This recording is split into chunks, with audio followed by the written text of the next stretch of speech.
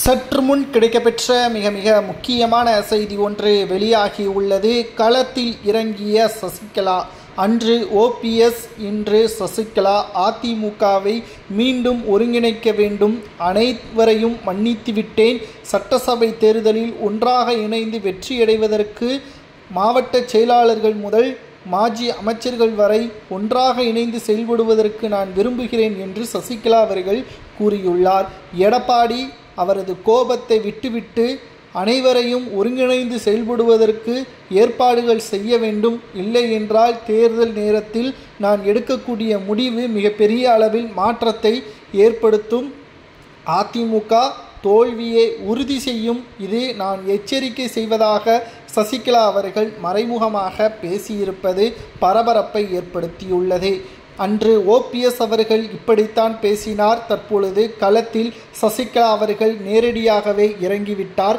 இன்னும் 7 மாதங்கள் தான் இருக்கிறது சட்டசபை தேர்தல் நடைபெறுவதற்கு.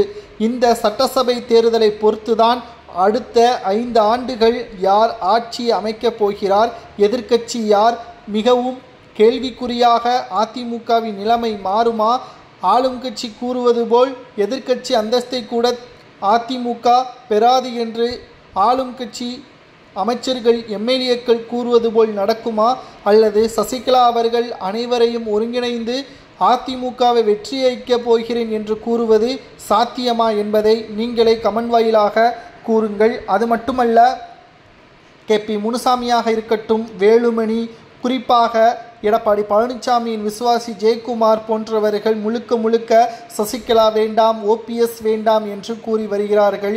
அதே சமயம் பாஜகவுடன் கூட்டணி வைத்திருப்பதும் பதற்றத்தை ஏற்படுத்தியுள்ளது. தொண்டர்களும் அதிமுகவிற்கு சாதகமாக செயல்படவில்லை. பூத் கமிட்டி அமைப்பதும் தற்பொழுது தாமதமாகி கொண்டு இருப்பதன் காரணமாக சசிகலா அவர்கள் தற்பொழுது களத்தில் இறங்கியுள்ளார். அவரது அறிவிப்புகள் எடப்பாடி பழனிசாமியின் மனதை மாற்றுமா என்று நாம் கேட்டிருந்தோம். தற்பொழுது எடப்பாடி பழனிசாமி ஒருபோதும் அதிமுகவிலிருந்து நீக்கப்பட்ட சசிகலா, ஓபிஎஸ், டிடிவி தினகரன், வைத்திலிங்கம், மனோஜ் பாண்டியன், புகழேந்தி இவர்களை தவிர மற்றவர்களை மன்னித்ததாக கூறியுள்ளார். ஆனால் சசிகலா அவர்களை அதிமுகவில் இணைக்க முடியாது என்பதற்கேற்ப கூறியுள்ளார். தற்பொழுது களத்தில் சசிகலா அவர்கள் இறங்கியிருப்பதும் குறிப்பிடத்தக்கது.